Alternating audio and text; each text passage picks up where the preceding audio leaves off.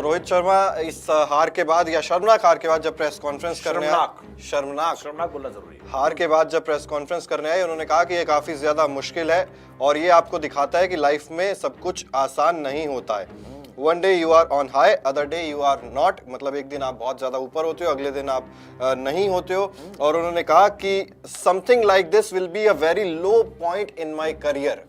ये जो हार है ये मेरे करियर का एक बहुत ही लो पॉइंट है और उन्होंने कहा कि मैं इसकी पूरी रिस्पॉन्सिबिलिटी खुद लेता हूं एज अ कैप्टन। मैंने अपना बेस्ट प्रदर्शन जो है नहीं दिया।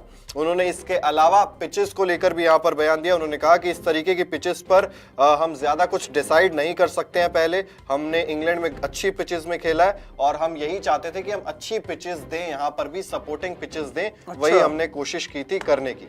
ऋषभ पंत के डिसमिसल, जो ऋषभ पंत को आउट करार दिया गया, उन्होंने यही कहा कि उन्होंने कहा कि कोई कंक्लूसिव एविडेंस नहीं था थर्ड एम्पायर के पास ओवरटर्न करने के लिए, तो उसको ओवरटर्न नहीं किया जा सकता। It was an unfortunate dismissal. What we want is consistency from umpires, कि हम एम्पायर से कंसिस्टेंसी चाहते हैं। बट एट वन पॉइंट हमें लगा कि ऋषभ पंत इस मुकाबले को आसानी से हमें जिता सकते हैं।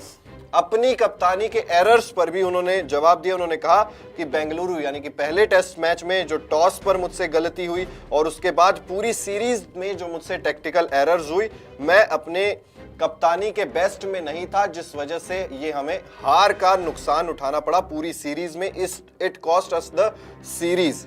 बल्लेबाजों की फॉर्म पर उन्होंने बयान दिया है। उन्होंने कहा है कि ये बहुत बड़ा कंसर्न है, जब सीनियर्स रन्स नहीं बना रहे होते हैं तो ये ज्यादा बड़ा कंसर्न बन जाता है। But what's done is done, जो हो चुका है वो हो चुका है। हमारे पास ऑस्ट्रेलिया में जाकर कुछ स्पेशल करने की बहुत बड़ी अपॉर्चुनिटी है और हम अब उसी पर ही 0-5 हम उसी पर फोकस करने वाले हैं। हम ऑस्ट्रेलिया में बहुत स्पेशल क्या कर सकते हैं उसकी तैयारी अब हम यहाँ पर करेंगे। कोचिंग स्टाफ पर उन्होंने बयान दिया है, गौतम गंभीर और इसके अलावा जो बाकी सारे कोचेज हैं उनको लेकर भी उन्होंने कहा है कि वो जो लोग हैं सभी लोग बहुत अच्छे हैं, अच्छे से उनको अभी तक ज्यादा टाइम नहीं मिला है अभी सिचुएशन को समझने के लिए और सारी चीजें करने के लिए। प्लेयर्स की रिस्पॉन्सिबिलिटी है कि उनकी हेल्प करे रिजल्ट्स देकर। कोच की रिस्पॉन्सिबिलिटी कुछ नहीं, प्लेयर्स की रिस्पॉन्सिबिलिटी कि उनको हेल्प करें अच्छे रिजल्ट्स देकर और मेक श्योर करें कि सारा ये जो प्रोसेस है वो सारा स्मूथ रहे।